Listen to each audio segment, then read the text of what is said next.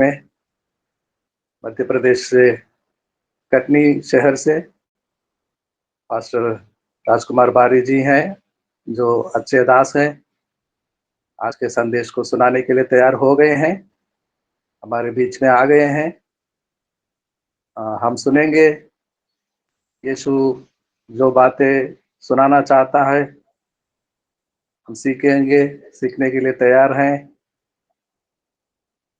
अच्छे चेले बनकर, दीन और नम्र बनकर पास्टर जी राजकुमार बारी जी, आपका स्वागत है। सबों को आज की सुबह परमेश्वर प्रभु यीशु मसीह के नाम पे जय मसीह की। और परमेश्वर का धन्यवाद हो कि आज की सुबह परमेश्वर ने हमें फिर से एक बार अवसर दिया कि परमेश्वर के प्रिय पवित्र लोगों के साथ फिर से प्रभु के इस बहुमूल्य वचन से हम कुछ सीख सकें। आइए हम अपने सरों को झुकाएंगे, प्रार्थना में जाएंगे। सर्वशक्तिमान परमेश्वर, सेनाओं के यहोवा, हम धन्यवाद देते हैं प्रभु तेरे प्रेम, तेरी दया, तेरी करुणा के लिए कि प्रभु बीती रात मीठी नींदी आज की सुबह हमें जीवितों के मध्य में जीवित, सुरक्षित और स्वस्थ रखा, इसलिए प्रभु धन्यवाद। जीवित परमेश्वर, हम आपसे प्रार्थना करते हैं, जो भी आपके कलाम से हम सब सीखने जा रहे हैं प्रभु, हम जानते हैं कलाम आपका है, हम सब आपके हैं प्रभु। आप अपने वचन के माध्यम से प्रभु हमें सिखाएं कि हमारे जीवन में, ये नए वर्ष में प्रभु आप क्या चाहते हैं, क्या सिखाना चाहते हैं। प्रभु जी, हम सिर्फ और सिर्फ पिता आपके पवित्र आत्मा इस वचन के माध्यम से, जो वचन हो प्रभु हमारे पांव के लिए दीपक और मार्ग के लिए उजियाला होने पाए। जीवित परमेश्वर, जितने भी इस मीटिंग में भाई और बहन जुड़े हैं, सबों को तेरे बलवंत हाथ में सौंपता हूं पिता। ये वचन पिता परमेश्वर उनके जीवन में काम करने पाए और आज पिता परमेश्वर उनके जीवन में एक नया प्रकाशन देने पाए। पवित्र परमेश्वर, इन सारी बातों में प्रभु हम आपको आदर, महिमा, सम्मान देते हुए प्रार्थना यीशु मसीह के नाम से मांगते हैं, आमीन। तो धन्यवाद देते हैं आज के इस मीटिंग के लिए। धनराज सर का भी धन्यवाद देते हैं कि हमें ये मौका दिए कि हम परमेश्वर के वचन से कुछ बांट सकें। सबों को परमेश्वर आशीषित करे। तो आज हम नए साल में 1 तारीख से प्रवेश कर चुके हैं और धनराज सर बोले कि नए साल का आज कुछ ना कुछ परमेश्वर के वचन से हम सीखेंगे और सुनना चाहेंगे। सो परमेश्वर से मैंने प्रार्थना की और परमेश्वर ने नया पुराना बीत गया, नया आ गया, इन सारी बातों में परमेश्वर ने मुझे प्रकाशन दिया कि हम क्यों ना सबो उपदेशक की पुस्तक से कुछ बातों को सीखें। तो हम आज की सुबह सबो उपदेशक की पुस्तक के एक अध्याय निकालेंगे और एक अध्याय के 3 पद से 11 पद हम देखेंगे और एक अध्याय के 3 पद से और 11 पद के बीच में जो भी हमें परमेश्वर बताना चाहता है, इन सारी बातों को आज हम देखेंगे और इनसे हम सीखेंगे कि परमेश्वर का वचन हमें क्या बताना चाहता है। सो हम सब जानते हैं कि ये सब उपदेशक की पुस्तक राजा सुलेमान ने लिखा है और राजा सुलेमान के बारे में कोई व्यक्ति ऐसा ना होगा कि ना जानता होगा। तो हम ज्यादा समय हम इसमें बर्बाद न करके और हम उन सारी बातों को देखेंगे जो राजा सुलेमान ने और हमें बताना चाहता है, उनकी शिक्षाओं से हम क्या सीखना चाहते हैं। तो सुलेमान के विषय में यदि बहुत से संक्षेप में देखें तो हम पाते हैं कि वह बहुत धनवान था। उसका आयात और निर्यात का व्यापार था। हम में से बहुत से लोगों का नए वर्ष का एजेंडा शायद यह होगा कि हम इस आने वाले वर्ष में बहुत धन कमा सकें, पैसा प्राप्त कर सकें, अच्छी नौकरी हासिल कर सकें, बहुत सा लाभ हमें मिल सके। परंतु यदि हम सुलेमान के जीवन में देखें तो पाते हैं उसके पास बहुत से समुद्री जहाज थे, उसका सोना चांदी और हाथी दांत का व्यापार था, हजारों किलो सोना प्रतिवर्ष उसके पास आता था। अपने जीवन में इतना धन कमाने के बाद करोड़ों रुपए का लाभ प्राप्त करने के बाद, आयात निर्यात का व्यापार करने के बाद, सुलेमान जब अपने जीवन के अंत में पीछे मुड़कर देखता है, तो अपनी पुस्तक में वह कहता है, जो रुपए से प्रीति रखता है वो रुपए से तृप्त ना होगा। हो सकता है कि नए वर्ष के लिए हमारा एजेंडा हो कि हम सुखी रहें, हम आराम से रहें, हमारे पास सुख के साधन और संपन्नता हो। हो सकता है कि हम चाहते हैं कि हमारे घर में उन सारी ज़रूरतें, जो भौतिक वस्तुएं ज़रूरतें हैं, हमारे जीवन में हो, घर हो, कार हो। परंतु यदि सुलेमान की देखें तो हम पाते हैं कि उसके पास भोग विलास, सुख संपन्नता के साधन थे। वह राजमहल में रहता था। उसके बहुत खूबसूरत बाग थे, जिन्हें देखने के लिए देश विदेश से लोग आते थे। उसके पास बहुत अच्छे गायक थे, उसका दिल बहलाते थे। यदि उसका हिस्ट्री देखा जाए तो बहुत सारी ऐसी बातें हैं जो कि बताएंगे, और वचन में ऐसा लिखा है, और पढ़ेंगे और देखेंगे बहुत सारी बातें हैं। उसकी 700 पत्नियां थीं, 300 अन्य स्त्रियां थीं। अपने जीवन के अंत में पीछे मुड़कर वो देखता है और कहता है, भोग विलास और सुख संपन्नता को देखता है। तब सब उपदेशक की पुस्तक 2 अध्याय के 11 में वह कहता है, तब मैंने फिर से अपने हाथों के कामों को और अपने सब परिश्रम को देखा, तो क्या देखा कि सब कुछ व्यर्थ और वायु को पकड़ना है, और संसार में कोई लाभ नहीं। हमारे जीवन में ऐसा कुछ नहीं है, कुछ नया नहीं है। सूर्य के नीचे कुछ नया नहीं है।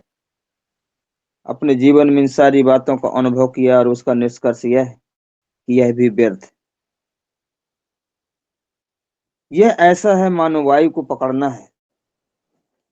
राजा सुलेमान बुद्धिमान था।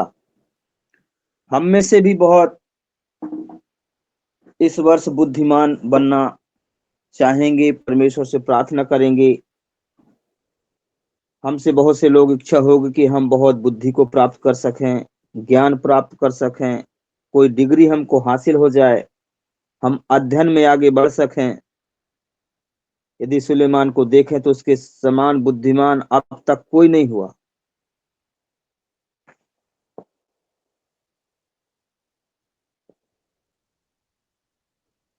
उसके समान कोई बुद्धिमान नहीं था।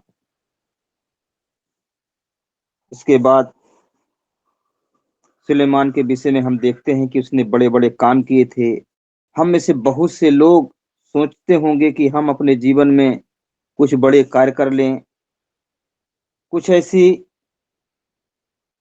ऐतिहासिक काम करें, मिल के पत्र स्थापित करें। अगर हम सब कुछ बड़े बड़े भवन बना दें तो बहुत बड़ी उपलब्धि हासिल कर लेंगे। अगर हम हॉस्पिटल की बिल्डिंग बना दें, स्कूल की बिल्डिंग बना दें, समाज सेवा के कुछ कार्य हम कर लें, तो यह बहुत बड़ी बात होगी। परंतु सुलेमान राजा ने भी बहुत बड़े काम किए थे। उसने बाग लगवाए थे, कुंड खुदवाए थे, भवन बनवाए थे, मंदिर बनवाए थे। पहला राजा 5:13-18 में वर्णन है कि उसके पास 70,000 लोग थे जो बोझ ढोते थे, 80,000 लोग थे जो वृक्ष काटते थे और भूमि को समतल करते थे। 3300 सुपरवाइजर और 30 मजदूर थे। सुलेमान के स्टाफ में 1,90,300 लोग काम करते थे। हमारे देश के बड़े बड़े फार्मर्स और मिलों में भी शायद इतने लोग काम नहीं करते होंगे। इन सब के बाद अपने जीवन के अंतिम पड़ाव पर खड़ा होकर सुलेमान पीछे मुड़कर अपने सारे कार्यों को देखता है, और वह सब उपदेशक की पुस्तक में लिखता है, तब मैंने फिर से अपने हाथों के सब कामों को और अपने सब परिश्रम को देखा, तो क्या देखा, सब कुछ व्यर्थ और वायु को पकड़ना है, और संसार में कोई लाभ नहीं है। वो कौन सी 3 शिक्षाएं हैं सुलेमान के कथनों से मेरे और आपके लिए शिक्षा का कारण हो सकते हैं, आज हम देखेंगे। और पहली शिक्षा है जो सुलेमान के कथनों से शिक्षा के रूप में हमें मिलती है, वह मेरे और आपके जीवन उसके समय से जुड़ी है। वह यह कहता है कि जीवन में ऐसी परिस्थितियां और ऐसी बातें जिन्हें हम समझ नहीं पाते, जिन्हें हम बदल नहीं सकते, जिनके लिए हम कुछ कर नहीं सकते, उन्हें हमें विश्वास से स्वीकारना है। इतनी बुद्धिमत्ता के बाद भी सुलेमान कहता है, बहुत सी चीजें हैं जो मैं समझ नहीं पाता। हमारे जीवन में भी ऐसा ही होता है। बहुत से अनुत्तरित प्रश्न होते हैं, अनसुलझी बातें होती हैं। सुलेमान अपनी पुस्तक के 8 अध्याय में बहुत सारी ऐसी बातें कहता है। तब मैंने दुष्टों को गाड़े जाने देखा, अर्थात उसकी दो कब्र बनी, परंतु जिनके ठीक काम किया था वह पवित्र स्थान से निकल गए और उनका स्मरण भी नगर से न रहा। यह भी व्यर्थ है। इस बात को मैं समझ नहीं पाता। राजा सुलेमान इतना बुद्धिमान होते हुए, इतना ज्ञानवान होते हुए, इतना धनवान होते हुए भी, और परमेश्वर के उन बातों को नहीं समझ पाता जिसे स्वयं परमेश्वर ने दर्शन देकर बुद्धि प्रदान की, धन प्रतिष्ठा दी, ज्ञान दिया, सब कुछ दिया, हर ए भोग विलास के वो साधन दिए। लेकिन इसके बाद भी जब राजा सुलेमान कहता है कि मैं कुछ समझ नहीं पाता, सब कुछ व्यर्थ ही व्यर्थ है, हवा का पकड़ना है। मेरे प्रियो, अभी हमने, उदाहरण के लिए मैं अभी अभी हमने क्रिसमस मनाया। राजा हेरोदेस ने आज्ञा निकाली थी यरूशलेम के चारों तरफ, जितने क्षेत्र हैं वहां पर 2 साल और उनके छोटे जितने भी बालक हैं उनको मरवा दिया जाए। इतिहासकार कहते हैं कि हाहाकार मच गया।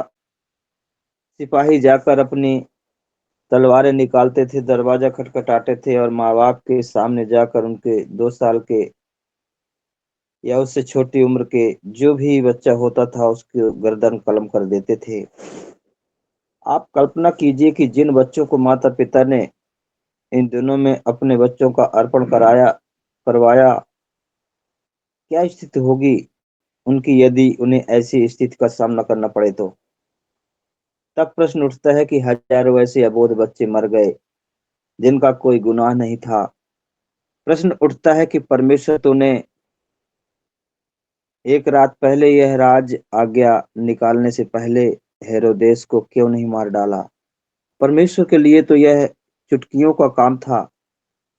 कठपुतली के समान हेरोदेस के जीवन की ओर डोर खींच लेता, परंतु एक अधर्मी कुकर्मी व्यक्ति हेरोदेस जीवित रहा और हजारों बेगुनाह बच्चे मारे गए। परमेश्वर ऐसा क्यों होता है। यूहन्ना बपतिस्मा देने वाला एक धार्मिक मनुष्य था जो परमेश्वर की योजना के अनुसार माता के गर्भ में आया। उसने प्रभु यीशु मसीह का मार्ग तैयार किया, अभाव में जीता रहा और लोगों के बीच में जाकर मन फिराव का प्रचार करता रहा। तब एक अधिकारी भ्रष्टाचारी यह आज्ञा निकालता है कि उसका सिर काट लिया जाए। थाल में सजाकर यूहन्ना बपतिस्मा देने वाले का सिर उस भ्रष्टाचारी के सामने लाया जाता है। परमेश्वर ऐसा क्यों होता है। यह भ्रष्टाचारी राजा सिंहासन पर बैठा है, उसकी आज्ञा मानी जा रही है और यूहन्ना का सिर काट दिया जाता है। हम आयुब की पुस्तक में भी देखते हैं तो हम वहां पाते हैं कि आयुब के खरा था, धर्मी था और उसके साथ भी काश ऐसे ही होता है। मिस्र का राजा फिरौन राजा आज्ञा निकालता है कि इसराइलियों को जाने न दिया जाए। फिरौन के अड़ियल रवैये के कारण हजारों पहलौठों को मार डाला जाता है। प्रश्न उठता है कि परमेश्वर ने ऐसे फिरौन को उठा क्यों नहीं लिया। पिलातूस और फेलिक्स जैसे अपने अन्यायी लोग न्यायाधीश होते हैं और प्रभु यीशु मसीह के कटघरे में खड़ा किया जाता है और बरअब्बा को छोड़ दिया जाता है। बरअब्बा को बिना बेगुनाह कह दिया जाता है और निर्दोष प्रभु यीशु मसीह को मृत्यु का दंड दिया जाता है। शास्त्री और फरीसी मूसा की गद्दी पर बैठते हैं और प्रभु यीशु मसीह परमेश्वर का पुत्र कहता है, मेरे पास सर छुपाने को जगह नहीं। इस संसार में भी हमारे साथ ऐसा ही होता है। बहुत से अनुत्तरित प्रश्न होते हैं जिनका उत्तर हमारे पास नहीं होता। मेरे प्रियो, सफोदेशक का लिखने वाला राजा सुलेमान कहता है, बहुत सी ऐसी बातें हैं, बहुत से प्रश्न हैं, बहुत सी गुत्थियां हैं जो समझ में नहीं आती, परंतु इन्हें हमें स्वीकार करना है, क्योंकि यह परमेश्वर की योजना का अंग है। परमेश्वर परमेश्वर है और मनुष्य मनुष्य है। परमेश्वर की बुद्धि असीमित है और मनुष्य अपनी सीमाएं हैं। इसलिए हमें इन बातों को इस विश्वास से स्वीकार करना है कि परमेश्वर की योजना में इन बातों की कोई प्रमुखता होगी। इसलिए सुलेमान कहता है, तब मैंने परमेश्वर का सारा काम देखा जो सूर्य के नीचे किया जाता है। उसकी थाह मनुष्य नहीं पा सकता, चाहे मनुष्य उसकी खोज में कितना भी परिश्रम करे तो भी उसको न जान पाएगा। और यद्यपि बुद्धिमान कहे भी कि मैं उसे समझूंगा तो भी वह उसे ना पा सकेगा। सुलेमान इस निष्कर्ष पर पहुंचता था, मनुष्य उन कामों का भेद नहीं जान सकता जो परमेश्वर के द्वारा किए जाते हैं, चाहे उनकी खोजबीन कितना ही परिश्रम से करे, वह भेद नहीं जान सकता। यह क्यों होता है? हम नहीं जानते, परमेश्वर जानता है। परमेश्वर परमेश्वर है, मनुष्य मनुष्य है। त्रासदियां को हमें स्वीकार करना है और विश्वास में बने रहना है। परमेश्वर की योजना के लिए हमें धन्यवाद देना है। सुलेमान कहता है कि जिन बातों को हम समझ नहीं सकते उनको स्वीकार करना है, क्योंकि परमेश्वर के कार्यों की थाह पा लेना, परमेश्वर की योजनाओं का समझ लेना मनुष्य के बस की बात नहीं है। हम दूसरी बात देखेंगे जो सुलेमान कहता है, वह यह, जीवन में जो अच्छा समय परमेश्वर हमें देता है, जो आनंद का समय है, उसे हमें धन्यवाद के साथ स्वीकार करना है। मेरे प्रियो, मनुष्य के लिए आनंद करने और जीवन भर भलाई करने के सिवाय और कुछ भी अच्छा नहीं है। और यह भी परमेश्वर का दान है कि मनुष्य खाए पिए अपने सब परिश्रम में सुखी रहे। जो भली बात मैंने देखी, वरन जो उचित है, वह यह है कि मनुष्य खाए और पिए और अपने इस परिश्रम से जो धरती पर करता है, अपनी सारी आयु भर जो परमेश्वर ने उसे दी है, सुखी रहे, क्योंकि उसका भाग यही है। ऐसा परमेश्वर का वचन कहता है। यह परमेश्वर की आशीष है कि जो दिन बीत गया, जो पेट भर गया, जो आनंद मना लिया, प्रियों के साथ जो वक्त बिता लिया, हंसी खुशी के लम्हे जो बिता लिए, यह परमेश्वर का वरदान है, यह उसकी आशीष है। इसे स्वीकार करो और परमेश्वर को धन्यवाद दो। परमेश्वर के द्वारा दिया गया जो अच्छा समय, उसे आनंद से स्वीकार करना है। पुराने नियम के अनुसार यदि इन बातों को आनंद से स्वीकार ना करें, तो ऐसा परमेश्वर के दासों से हमने सुना कि व्यवस्था में इसको पाप माना गया है।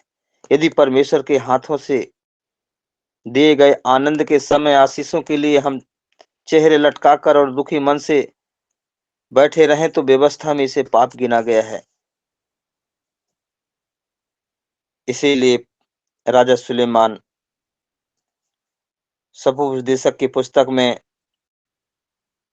ऐसा लिखा कि अपने मार्ग पर चला जा, अपनी रोटी आनंद से खाया कर और मन में सुख मानकर अपना दाख मधु पिया कर, क्योंकि परमेश्वर तेरे कामों से प्रसन्न हो चुका है। सुलेमान कहता है कि अरे आनंद कर, आनंद करता हुआ बढ़ता जा, चैन से अपनी रोटी खाया कर और उसके बाद सुख से रह, सुख माना, क्योंकि परमेश्वर तुझ पर प्रसन्न हुआ है। जो बात सुलेमान कहता है वह यह कि परमेश्वर की तरफ तो देखो कि उसने कैसे उपकार किए। उसने तुम्हें जीवन दिया, आशीषें दी है, भोजन दिया है, परिवार दिया है, तुम्हें आनंद के क्षण दिए हैं। परमेश्वर की ओर तो देखो, उसने अपने बेटों को तुम्हें दिया है, उसने तुम्हारे पापों को क्षमा किया है, तुम्हें अनंत जीवन दिया है, तुम्हारी आत्मा का उद्धार किया है, तुम्हें शांति दी है। अगर तुम परमेश्वर की ओर देखोगे तो खुश होगे, आनंद मनाओगे।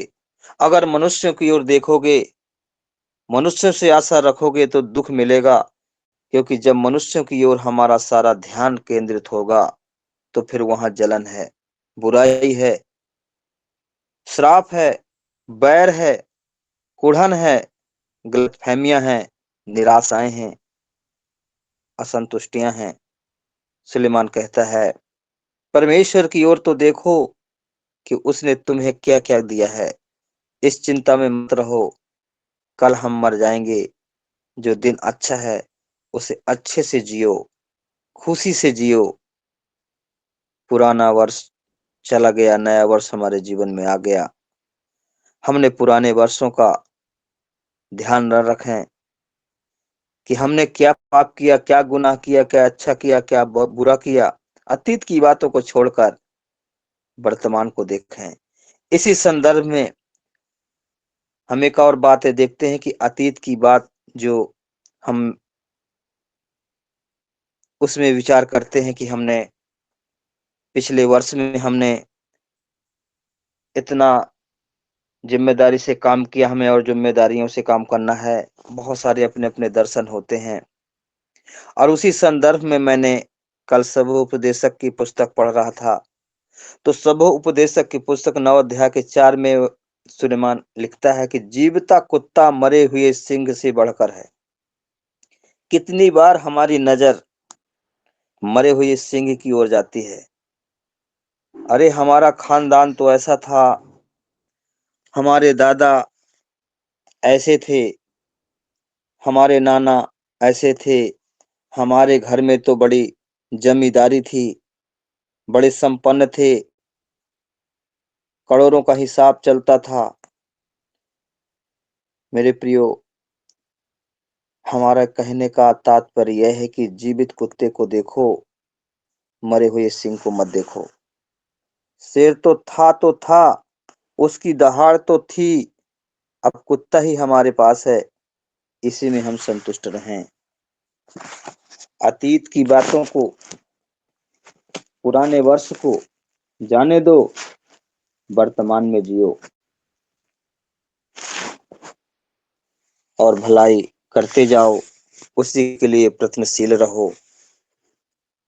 तीसरी बात हम देखते हैं,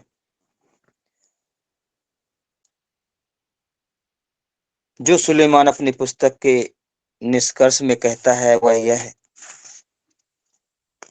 कि अनंत की ओर दृष्टि लगाए रहो। पहली बात वो कहता है कि विश्वास से प्रत्येक बात को स्वीकार करो, जो समझ में नहीं आता उसे स्वीकार करो। परमेश्वर परमेश्वर है, तुम हो। और दूसरी बात कहता है कि जो आनंद मिलता है, सुख मिलता है, उसे धन्यवाद के साथ भरपूरी से जियो। इसके बाद तीसरी बात वह कहता है कि अंत की ओर दृष्टि लगाए रहो। प्रिय प्रियो, परमेश्वर का वचन सब उपदेशक की पुस्तक 7 अध्याय के 1 पद में वो कहता है, मृत्यु का दिन जन्म के दिन से उत्तम है। वह कहता है कि इस बात को मत भूलो।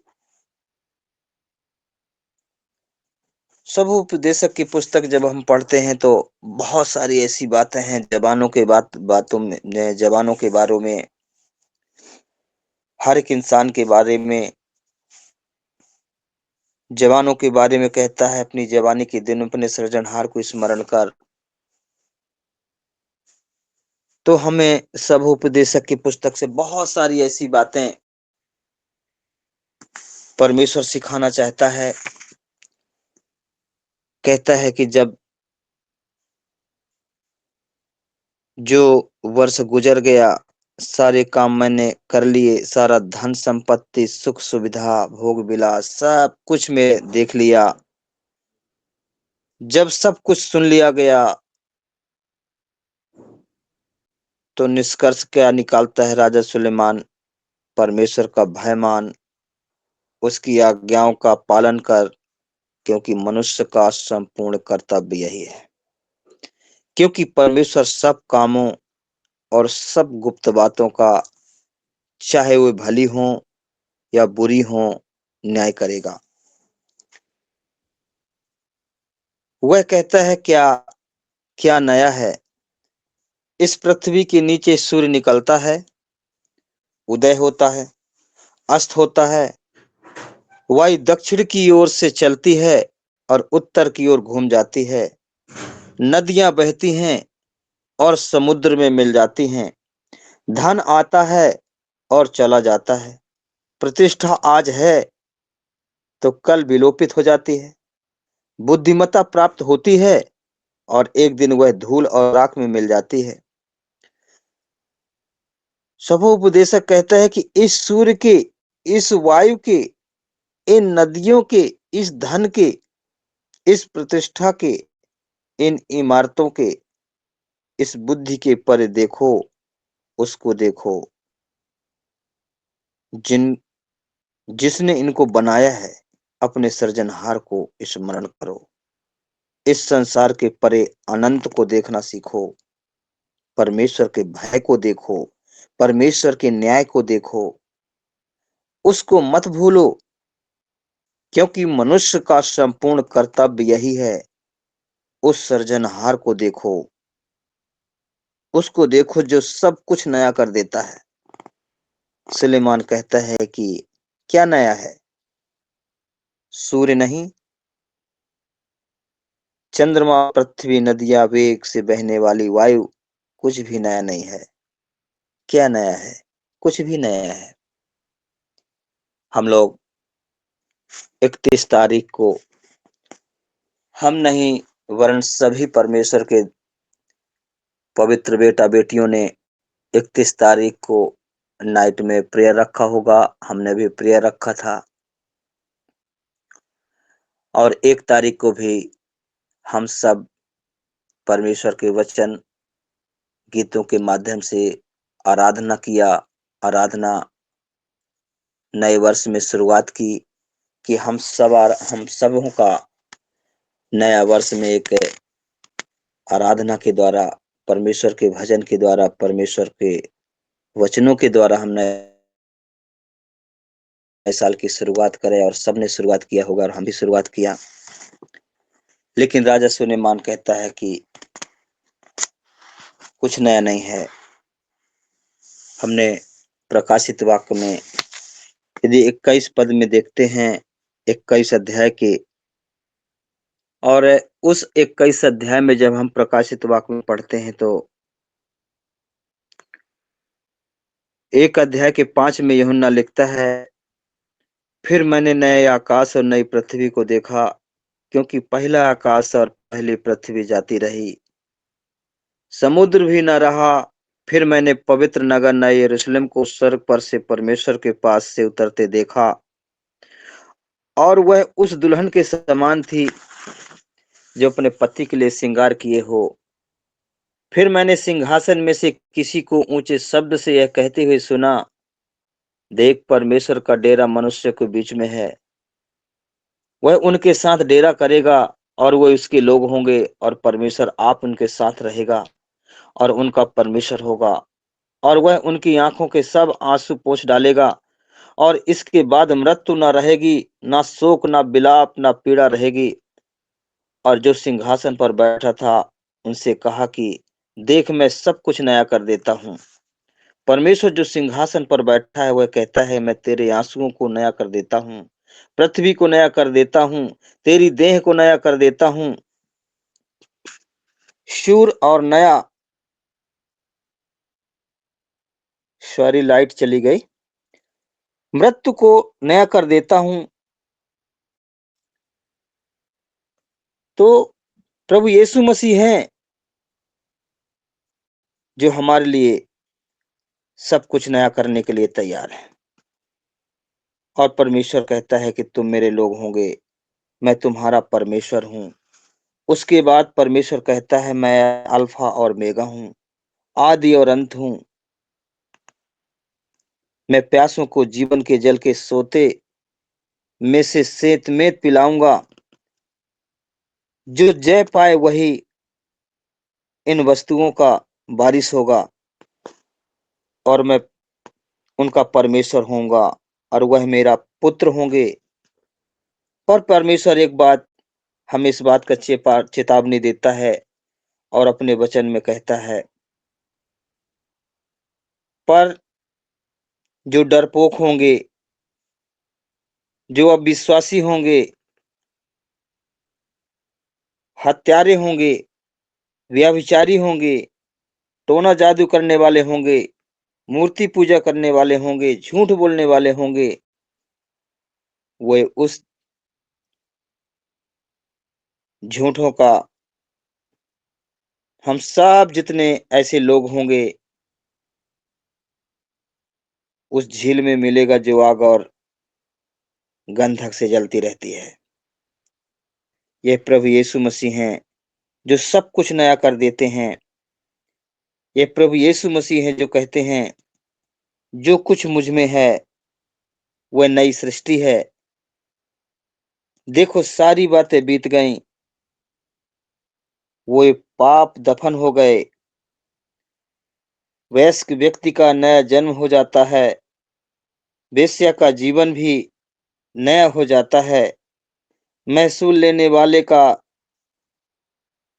महसूल लेने वाला दान देने वाला बन जाता है। कोढ़ी का शरीर शुद्ध हो जाता है। पानी दाखरस में बदल जाता है। तूफान शांत हो जाता है। आंधियां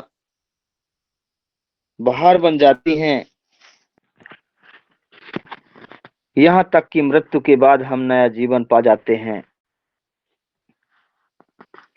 सुलेमान कहता है, जो समझ से परे हैं, जो अनुत्तरित हैं, प्रश्न हैं, जो अनसुलझी गुंथियां हैं, उनको विश्वास से स्वीकार करो।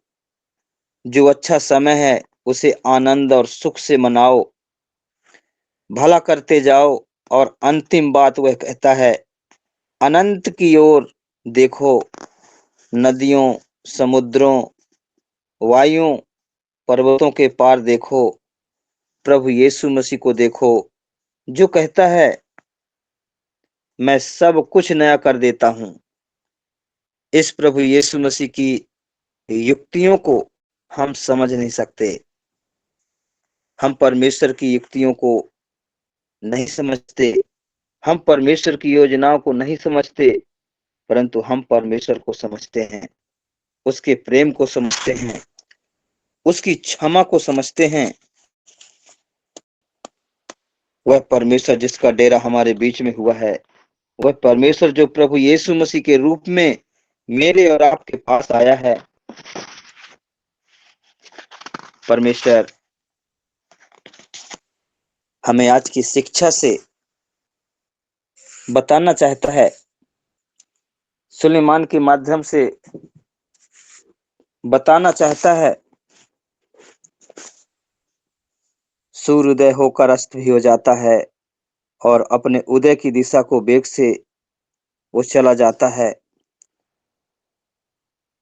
मनुष्य मनुष्य है और परमेश्वर परमेश्वर है। परमेश्वर अल्फा और मेगा है। यह परमेश्वर की आशीष है। जो दिन बीत गया, परमेश्वर जो दिन हमें देता है, इतना बुद्धिमान होने के बाद भी, इतना धनवान होने के बाद भी, और राजा सुलेमान कहता है कि बहुत से ऐसे अनुत्तरित प्रश्न हैं जो हमें पता नहीं होता है, लेकिन इसके बावजूद भी हमें विश्वास से स्वीकार करना है। ऐसे धर्मी हैं, धर्मियों की दशा, जो दुष्टों की दशा होनी चाहिए वो धर्मियों की दशा हो जाती है। बहुत सारे बाइबल में ऐसे उदाहरण हैं। बहुत सारी बातें हम परमेश्वर के वचन को पढ़े हैं और जानते भी हैं, लेकिन इसके बावजूद भी परमेश्वर के वचनों को और हम विश्वास से स्वीकारना होगा, और विश्वास से स्वीकारते हुए परमेश्वर के उन छुपे हुए रहस्य की बातों को, परमेश्वर के उस प्रेम को इस नए वर्ष में हमें ज्यादा से ज्यादा प्रेयर में, वचन में, संगति में समय बिताना है, और हमें अतीत की बातों को ध्यान न देते हुए प्रेजेंट की बातों में ध्यान देना है। मेरे परमेश्वर के प्रिय पवित्र बेटा और बेटियों, यह संदेश आज की सुबह मैं इसलिए वचन पढ़ने का आप लोगों को समय नहीं दिया कि समय हम वचन को पढ़े हैं और जानते हैं, सब जानते हैं कि क्या लिखा है। समय बहुत बचाने के और वचन का प्रचार करने के विषय में हमने मौका नहीं दिया, लेकिन इसीलिए हमने आज की सुबह राजा सुलेमान के बारे में हमने सीखा है कि राजा सुलेमान जैसे बुद्धिमान और धनवान व्यक्ति जब हमारे बीच में ये बताता है कि सब कुछ व्यर्थ है, और जो भी हमारे इस संसार में होता है कोई नया नहीं है, सूर्य के नीचे सब कुछ पुराना है। वही सूर्य है, वही चंद्रमा है, वही दिन है, वही समय है, वही घंटे हैं, वही मिनट है। सिर्फ और सिर्फ हमारा जो जीवन है वो बीत रहा है, एंड हो रहा है। हमारे दिन जो हैं वो कम हो रहे हैं। सो 2026 में हम ये प्रयास करें कि प्रभु के वचन को पृथ्वी के छोर तक हम ले जा सकें, आत्मा से भरें, ज्यादा से ज्यादा लोगों को प्रभु के सुसमाचार का प्रचार करें, प्रभु के प्रेम को बांटें। हमारे जीवन में कब वो कैसी घड़ी आ जाए कि इस संसार से हम विदाई ले लें, सो आप सबों से परमेश्वर के वचन से प्रेम करें, अपने लोगों से प्रेम करें, अपने पड़ोसियों से प्रेम करें, अपने जीवन के हर एक उस कड़वाहट को दूर करें, चाहे अपना परिवार क्यों ना हो, अपने सगे लोग क्यों ना हो, अपने भाई क्यों ना हो। सबसे बड़ा मुश्किल काम क्षमा है, जो हम क्षमा नहीं कर पाते। 2026 हमारे जीवन में एक क्षमा का साल, क्षमा का वर्ष होने पाए। सो मेरे प्रियो, आज का जो वचन है आप सबों के जीवन में, सबों के परिवार में बहुत सारा खुशियां लेकर आए। 2026 आप लोगों के जीवन में बहुत बुद्धि लेकर आए, बहुत संपन्नता लेकर आए, वचन की सेवकाई लेकर आए, बहुत सारी कलीसियाओं का स्थापना परमेश्वर करवाए। इन वचनों के द्वारा परमेश्वर आप सबों को आशीषित करे। सबों को जय मसीह की। जय मसीह आपको भी। पास्टर राजकुमार बारी, कटनी मध्य प्रदेश से। Thank you, God bless you. जी हाँ, मनुष्य मनुष्य होता है और परमेश्वर परमेश्वर है।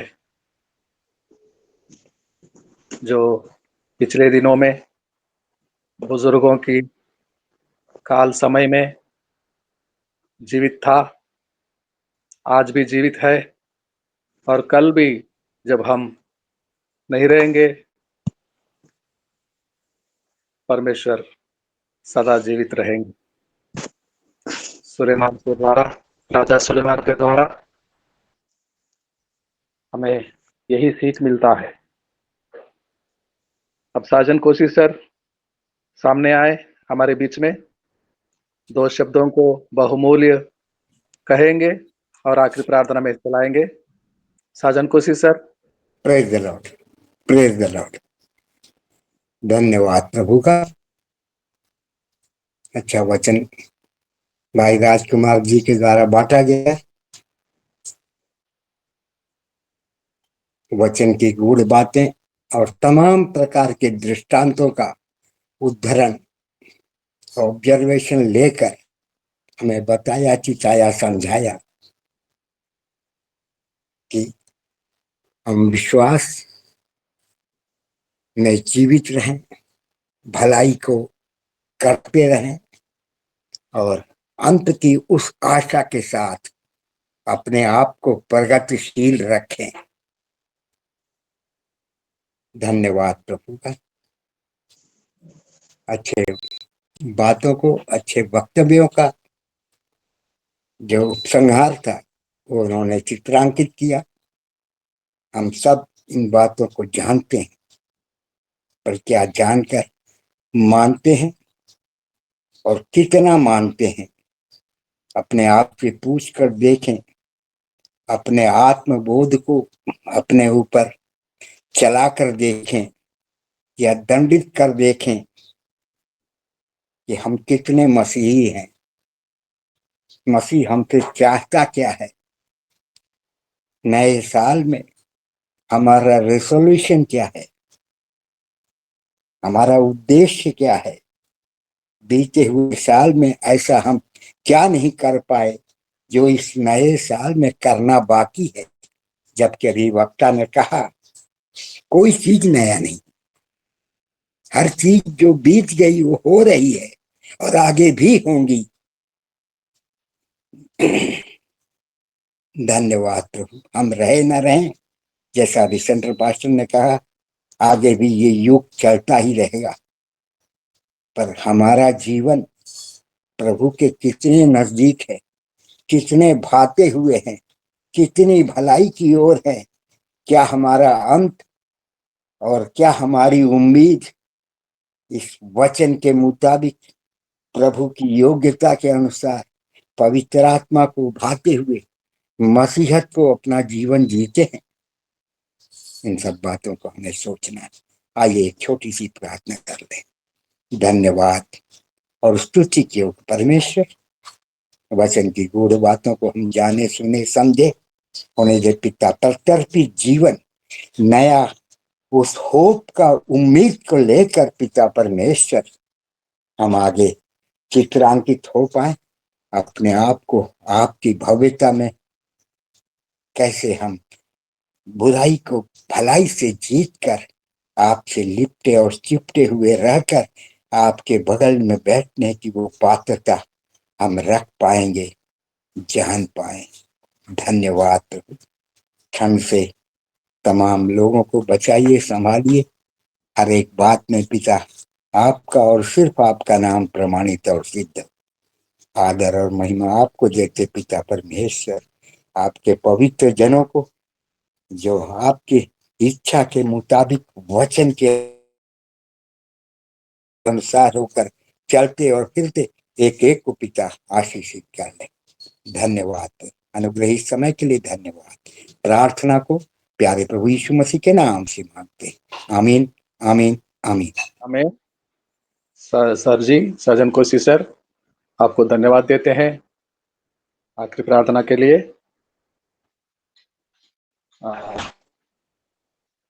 ज्योति हरी से निवेदन है, कोलकाता